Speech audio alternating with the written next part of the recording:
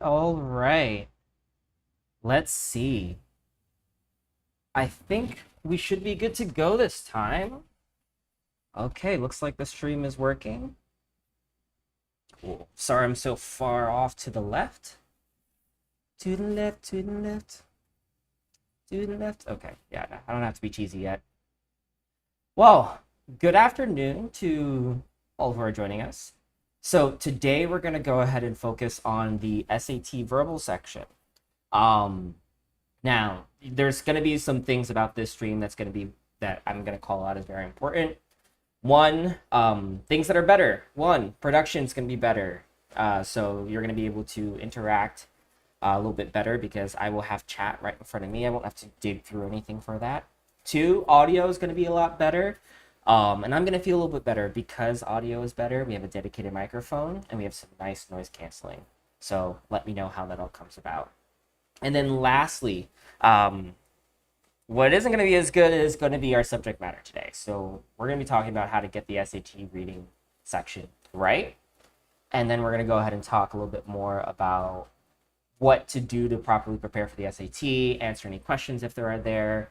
But go ahead and engage in the chat and we're going to go ahead and get started just right away. Cool. So let's go ahead and get started. I'm going to be checking my levels to make sure I did this all right. Again, apologies, everyone. I'm not a pro streamer yet, but we're going to get there. So let's go ahead and talk a little bit about the reading section.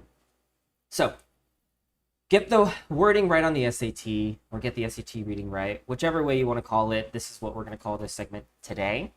What we're focusing on is the strategies for being effective and consistent with the SAT reading section. Now, what that means to a test taker is you want to know what strategies and techniques you have practiced them, have used them in practice tests before, and then you want to be able to be really, really good at effectively implementing them, right? It's not going to make any sense for if you were there for our last math session, which was right before the March SAT. So anyone who lets me know how they did, you could comment in the chat. But basically, anyone who may have taken those strategies from the last math SAT and tried to implement them the day of, sorry, not going to work. You really need to be able to practice it. And while we will practice some of those examples today, the idea is you want to be able to focus on getting better at this particular part of taking the test. Now, when it comes to language and the reading sections of these exams, something to call out, this is not going to suddenly give you a magic hack. Here are the disclaimers. This is not suddenly going to go ahead and give you a ton of ways to get a perfect 800 or whatever on the SAT, right? Instead, this is going to make the test day easier so that you have a higher chance of being able to do better on the exam, right? So let's go ahead and dive into some of the ways that we can help implement that, and we'll talk about the strategies there too. Okay, so the first thing to note is, one, you get to know a little bit about me. So, hi, I'm Phil Danaus. I'm the Chief Operating Officer and Career Track Coordinator of Real Progress. So, I have a lot of experience actually tutoring math, right? So, I actually specialize in algebra, trig, and calculus really because that was actually the subject matter that I suffered or struggled through the most when I was in high school. And it proved to be very useful, all of that, studying and banging my head against the wall in college. So it helped me great in that experience. But I attended Stevens Institute of Technology, whereas when I first actually started math tutoring as part of a program that helps students from backgrounds similar to mine, as well as when it comes to my professional experience working at Frontier as a privacy engineer, and that just showcases, hey, I'm pretty good at math. But today we are going to be talking about getting the SAT reading right. Now, to be clear, I am not the professional on this particular subject matter. The good thing is I didn't have to go ahead and write this particular presentation myself. First of all, there is one of my favorite friends, Chat. Chat. You guys know Chat. Last name GPT. But basically, I was able to use that as well as have it reviewed by our experts at Real Progress, who are much better than me on the reading section. And I know for a lot of you all out there, it is spring break, so you may not be here on a Wednesday night watching this particular live stream, but I appreciate you for being here anyway. So let's go ahead and dive into it. All right. So, and apologies, everyone. Let me go back for just a second.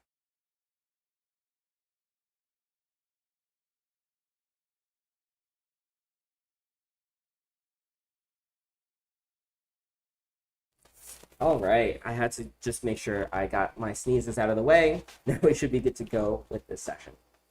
So, let's talk about what we're going to cover. We're going to go over the SAT verbal section.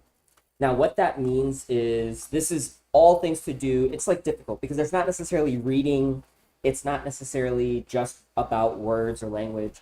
It's more about what I understand and what you interpret as your internal voice, your ability to understand your internal voice, subvocalization when you read, to be able to translate that into knowledge, and then to be able to translate that into action.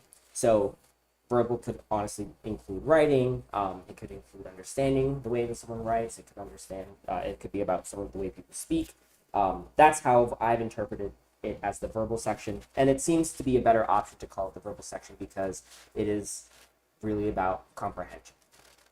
So we're going to talk about strategies and reading comprehension. So we're going to talk about the specific techniques that you may be able to leverage, ways to more effectively understand the ideas that come up in these SAT questions. And then we'll go over certain ways how to practice, and then we'll review and help talk about more ways to get help.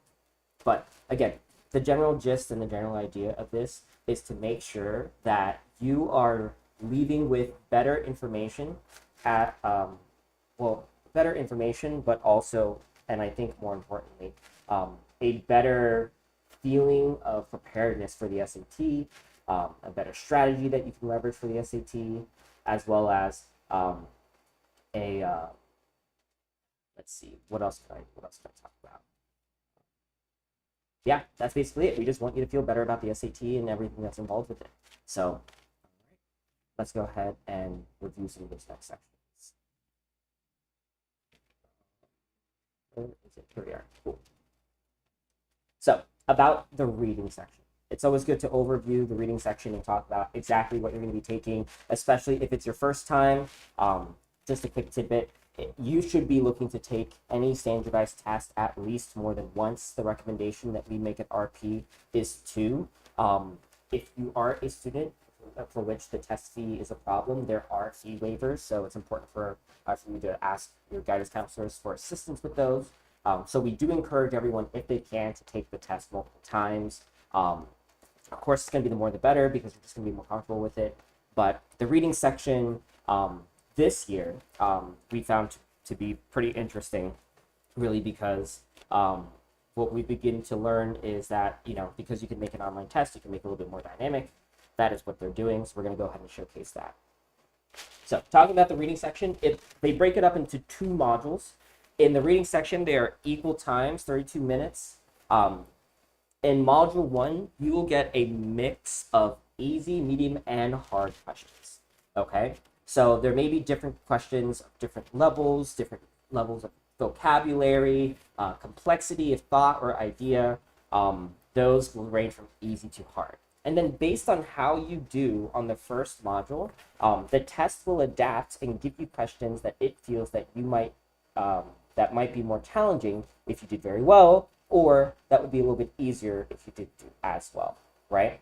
And the idea behind this is, one, it keeps students from, just getting lucky, right? Getting completely lucky, and recognizing that there is an entire subsection of questions that they really, really do well at, and that being the bias in the test that day.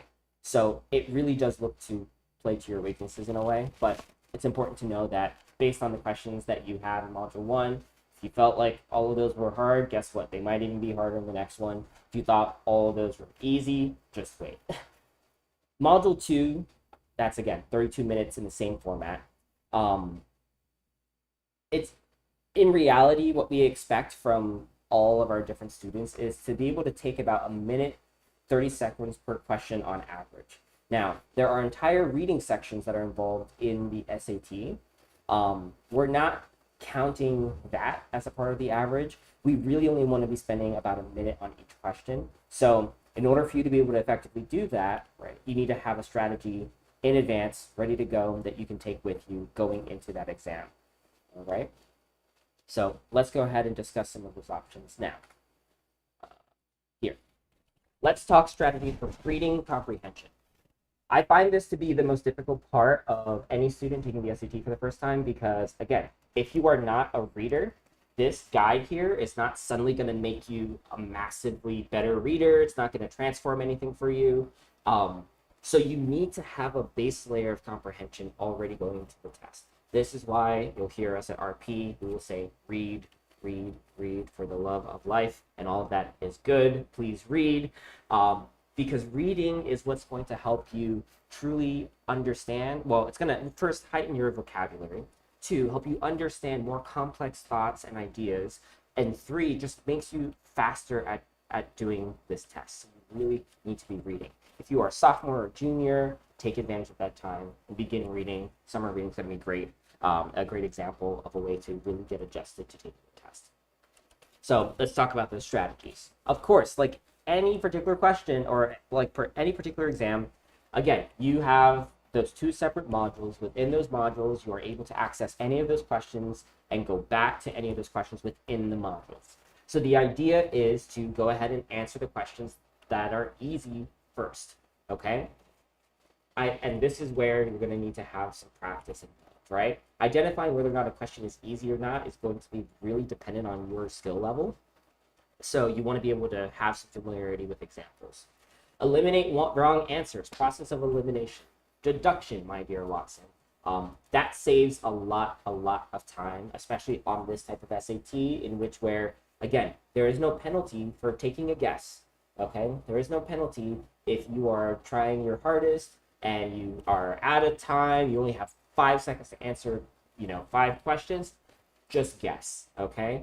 Do not leave any particular questions blank there. But in that process, eliminating certain wrong answers that are blatantly wrong are going to help you, especially because they are going to help you when you are trying to figure out, right, is it answer B or answer C? It's only 50-50 versus if you still haven't looked at any or ruled out any of the other questions, A through D, it's a quarter chance there. Tactics. This goes back to that particular answer, to that one, what I mentioned before, guess if needed. And then we're going to talk about pre-reading, passive mapping, and then active reading. All of these are these are tactics that you can implement specifically on the SAT verbal section to ensure that you are, one, addressing the previous, right? You're able to answer the easy questions first. You're able to get a better understanding of what is useful and what isn't. For answering the questions, and then you're going to be able to practice these so that you then develop your own individual skill for taking the exam. So let's go ahead and talk about the the easiest item. How do I tell if the question is easy? Identify the type of question first. There are quite a few different question types on the SAT, and we find them to be pretty consistent across the board. So question types commonly include fill in the blanks. So there may be a sentence, they may be looking for the word that is most appropriate. Again, we want to be looking at ideal situations. We have an example of what that looks like. Unpack the parts of the question. Sometimes there are questions that ask for multiple different questions on a particular passage, right? If you can unpack the parts that this particular question, parts of the passage that this particular question is asking and vice versa, you're going to have an easier time. Look at familiar passages. Sometimes the best thing to do is, for me, who is someone who did not do well on the verbal portion of the SAT, was I read the passages first that I felt were the most, that could play most to my strengths. And those were the analytical and critical thinking passages as opposed to the narrative ones, right? So the ones in which where arguments are made, the ones in which where they report on findings or information, you'll find some of these examples of what I've prepared to show you all today. And then check your questions for quantitative versus qualitative assessments. Now, what that means is sometimes when you go towards the verbal portion of the SAT, there are questions that check your comprehension of a passage based on saying, for example, this article believes that there is more of X versus Y, or this article makes the argument that there should be more of X versus Y or less of X versus Y.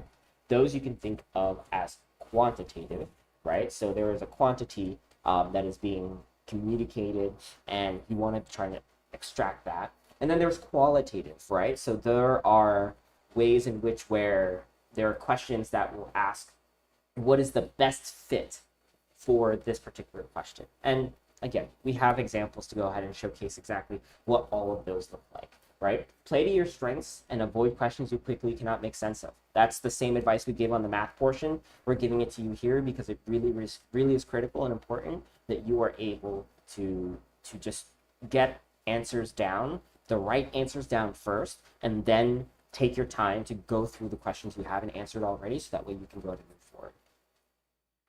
Awesome. So here is an example question right there. We can talk reading comprehension, okay? This excerpt is the importance of sleep. Now, I don't have the entire excerpt, but we actually don't need it for this particular use case, because we want to be looking at the ways that we can implement our strategies that we put on the other page, right? So, question, according to the passage, what is one benefit of getting enough sleep? Now, with this particular answer, it's going to be pretty easy, right? There are a qualitative positive response, right? Because it's asking what are one of the benefits of something, versus a qualitative negative response, in which where you're looking at detriments of getting enough sleep, right? You want to be able to understand that to easily answer this question. Of course, the answer here is going to be increased productivity, right? We don't need prior knowledge. We don't need a background or PhD to figure that out, right? Because when we look at all of the other different items, these are specifically, while they may be noted in the passage, right? Heightened stress levels, I would not consider that a benefit, right? Decreased attention span, I would not consider it a benefit. Limited cognitive abilities, right? So we're looking at inherently negative items as a part of the other ones. So of course, increased productivity is going to be the answer here. And you will be able to do this and apply this to a vast majority of the different questions that are asking about comprehension in relation to a passage, right? So keep an eye out for those particular questions. Make sure that you can identify the type right there, and you're going to be able to go ahead and answer these types of questions first, if it is that particular type of question that you're very good at. Cool. How do I use process of elimination to my benefit? Okay. This is one of the more popular strategies that I use because, again, for someone who did not study nearly as enough, I use this to great effect to get a reasonably high score. So, looking for inconsistencies in the multiple choice options. This is really, really, really hard, okay? This I would reserve for only the most really hard questions on the verbal section, because if you do not understand the vocabulary, the passage, and you're not able to understand the general ideas of the passage, do not use this strategy, right? Identify which options would be considered impossible. Okay, so for example, right, the SAT is assuming that you are operating in the real world, so there are not going to be completely impossible things unless it is highlighted to be like a fantasy narrative or something else. So, for example, okay, something that would be impossible would maybe constitute a square wheel. Now, of course, you could go onto YouTube and find different examples of it, but we're working within a generally accepted reality in which where a square wheel just isn't worth it. It's not a good idea, right? So looking at something that may be considered impossible in that example, while bad is a way. And then you want to look at outlier responses opposite to the idea of the passage. If a passage is speaking towards a specific subject matter, okay, such as the benefits of potassium, okay, and it mentions a lot of information about apples. The last thing that you need to be thinking about is avocados. I'm sorry, the benefits of bananas, because bananas have a lot of potassium, right? The last thing you need to be thinking about is avocados in relation to it. So keep an eye out for those examples where you might have, right, that particular difference in understanding or difference in interpretation of this information. So what it looks like to be able to use process elimination can be used here in sentence completion. Blank. Okay. The blank of the building was evident from the grandeur of its architecture. I would use very easily to get me down to two specific answers. Okay. So immediately what calls out to me is D, simplicity. Okay. If we see the language that's used, grandeur of its architecture, right? If you are familiar with that word grandeur, you are typically thinking, or writers typically use this in a context of grandiose, ornamental, very, very like large and loud displays, okay? So grandeur in all of its, and sometimes you might hear grandeur used in regal settings, which where they describe a king. When you think of a king, you think of a castle, you think of all the details. So the last thing you can think of in any of those use cases is simplicity. So it's going to be very easy to eliminate simplicity out there. And now again, we're down to 3, okay? Now, you may see in this particular sentence completion question, there are, 3 relatively good answers. But of course, right, we can use process of elimination to go ahead and help us further understand, right, this particular use case. So let's look at A. The beauty of a building was evident of the grandeur of its architecture. Beauty pulling from grandeur is not necessarily as strong, right, as something that may be luxury. And could architecture be considered luxurious? Again, understanding and having read a lot is going to help you better answer this particular question. But if you were to need to guess on this particular question, D, knock out simplicity, okay? In this case, what we're looking at, the answer that would be best fitting for this use case would be C, opulence. And the reason why opulence is going to be important in this case is that opulence is very synonymous with grandeur. Things that are luxurious could also be simplicity, simplistic. Things that are beautiful don't necessarily need to be grand. Things could be beautiful or things with a little flower. But opulence, that idea of great wealth, of great value, right? When we look at grandeur and value and all the different use cases that we highlighted before, right? Luxury being a close second is a good one, but opulence is what we're trying to convey here in the completion of this sentence. So let's go ahead and discuss tactics now.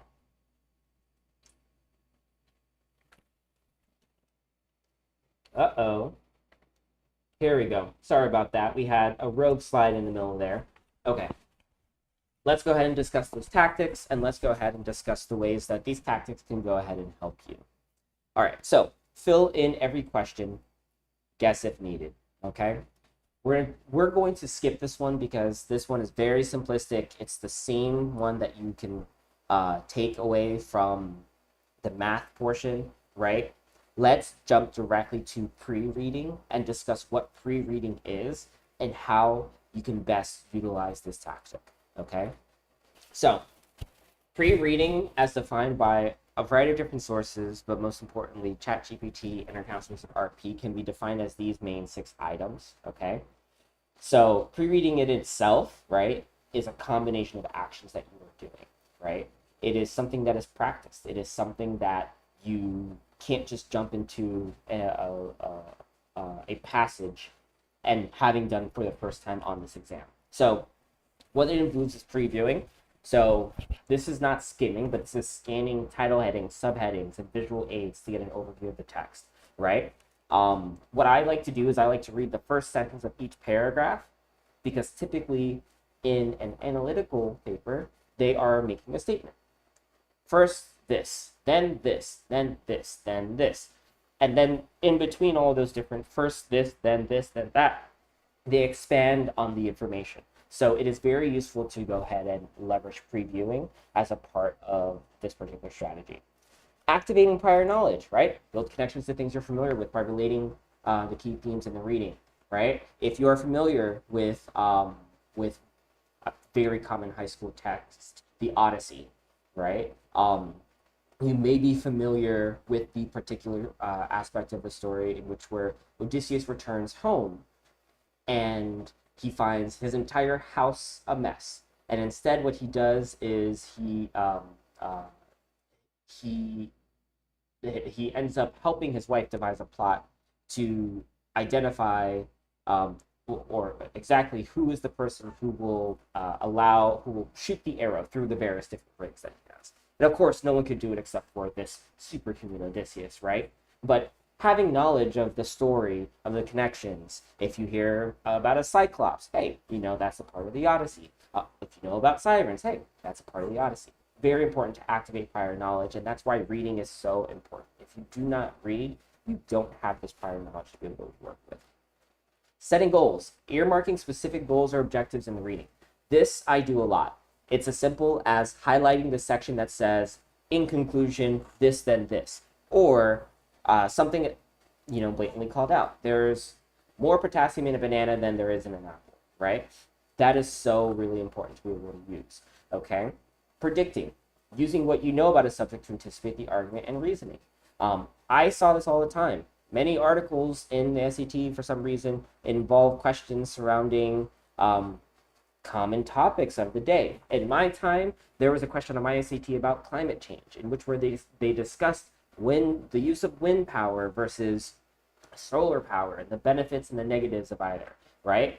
I already know, right, based on that information, hey, there are benefits to wind because obviously wind is outside, and if it's dark, you can still get wind power. And then for solar power, hey, 12 hours of the day, it's great. The rest, not so much. So you can use that to go ahead and understand and answer questions based on that reasoning. Finding key vocabulary. Noting from unfamiliar or important terms that require further clarification. Oftentimes, you can use context to get an understanding of the particular vocabulary or the definition of a word in regards to how it is used. Be careful with this. Again, it's better to just know the word already, but that particular vocabulary is going to be critical.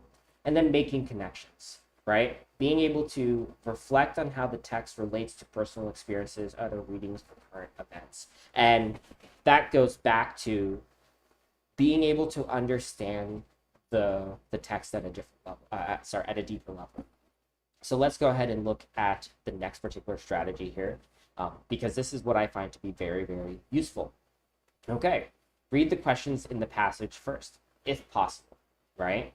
So what I did, which saved me a ton of time, I did not end up having to read any particular passage in full for my time taking the SAT, because what I did was I went and I read each and every single question in that passage before I went ahead and answered, or before I went ahead and read the text. Because what that meant was, since I knew what the questions were asking, and I was able to get some context of the questions that were being asked, I did not have to jump across blind into the passage and be like, well, what are they going to ask me? I have to know this, I have to know this, I have to know this, and then not realize they don't even ask that. So what's the point?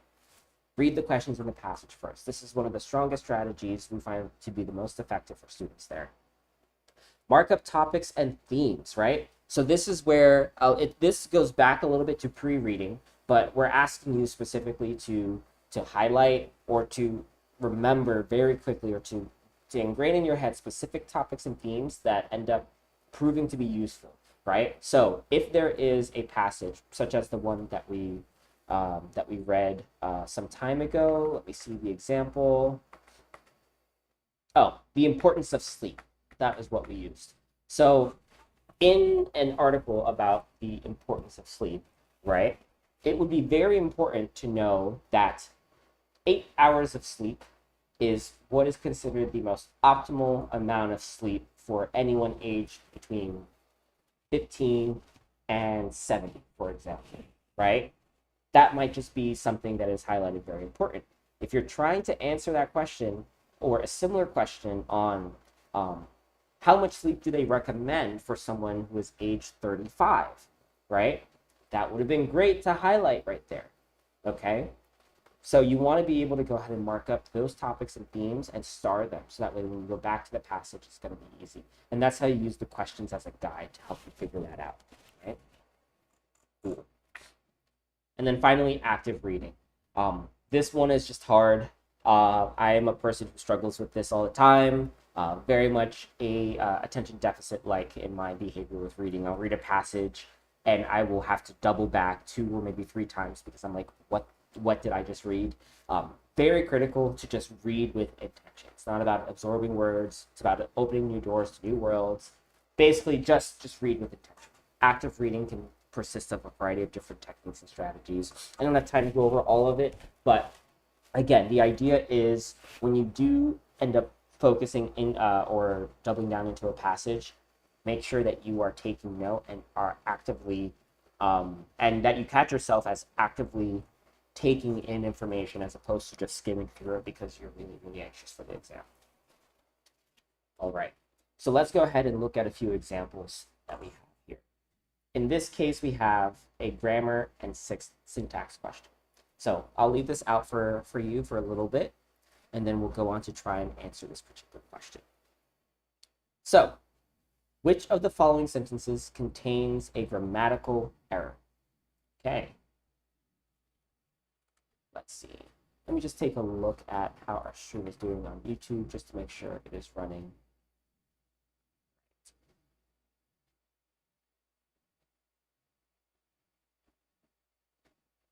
All right, looks good to me.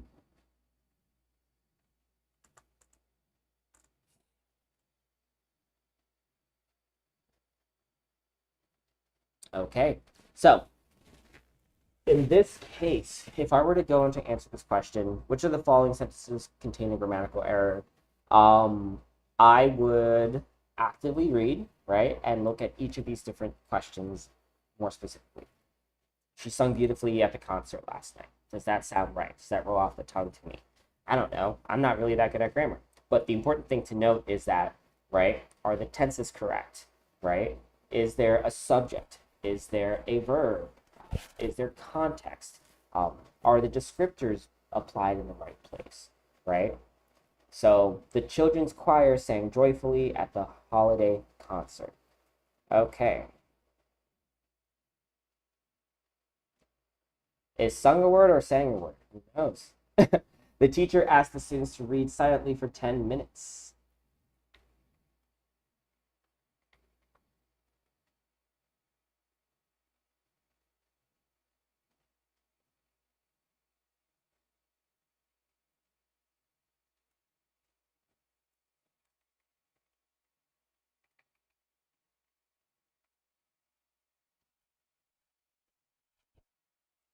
All right.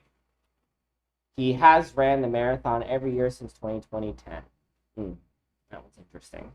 The teacher asked the students to read silently for 10 minutes. In this case, this says the answer is A, but I actually believe both A and B are well,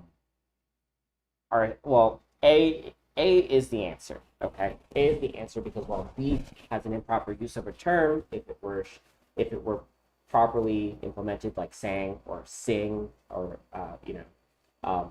then it would be correct. He has ran, right? He has run the marathon every year since 2010. We're gonna have to take a look at this again. All right, let's take a look at sentence completion. This I'm much better at, everyone. Cool.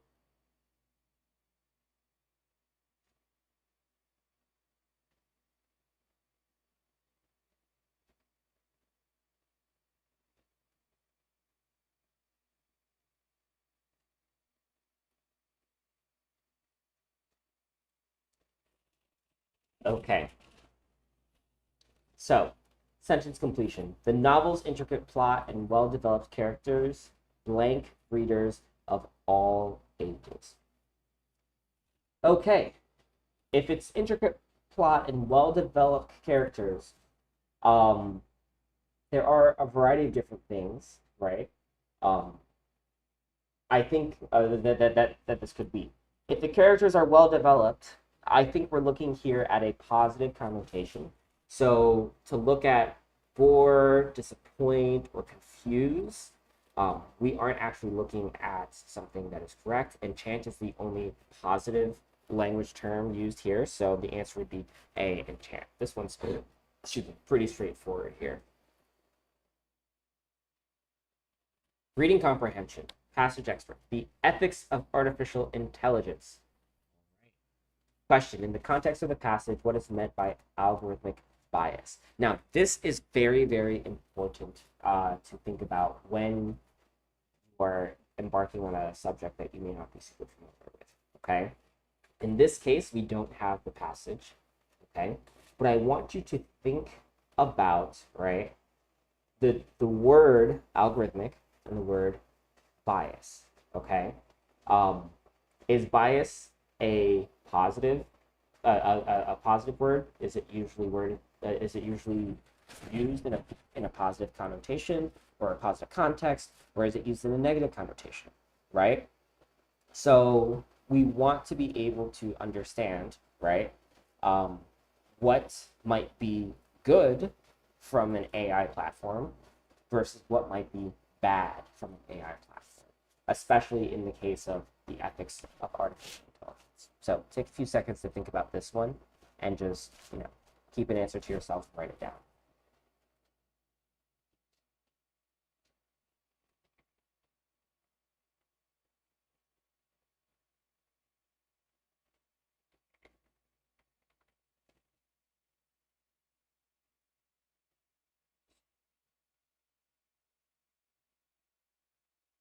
All right.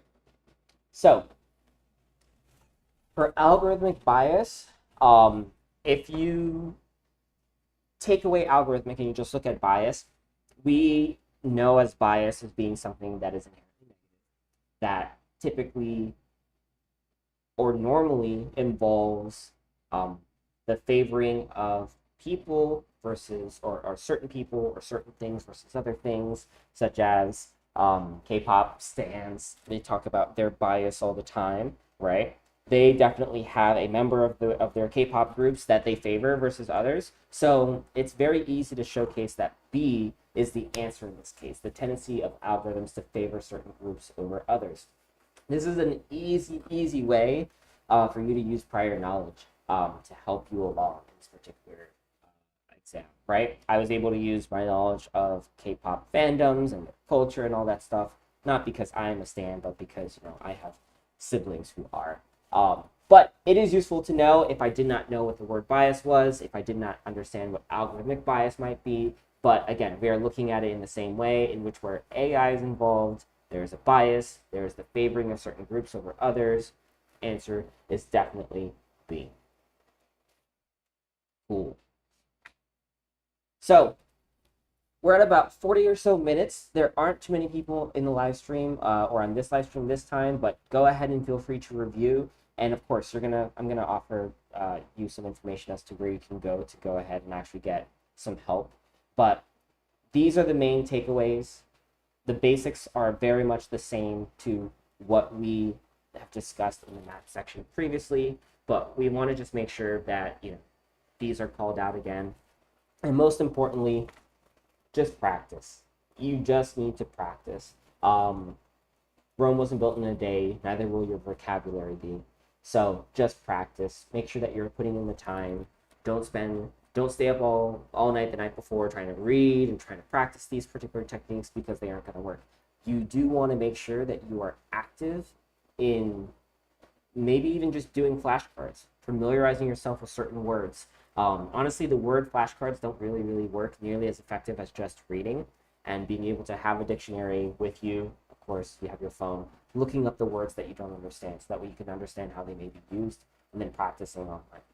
And then, of course, there are the practice tests, which the SAT publishes, as well as the ability for you to take a virtual test at home, right? So be mindful of that, be aware of that, and just make sure you get that practice in. So with that said, that is basically the end of what we wanted to cover today. I wish I had more people this time around. I had better audio quality, better internet connectivity. Stream didn't drop midway through, but that's okay. The next time we're going to go ahead and go over SAT items. I know it's spring break, so everyone's out there enjoying their lives, but definitely watch this back on YouTube.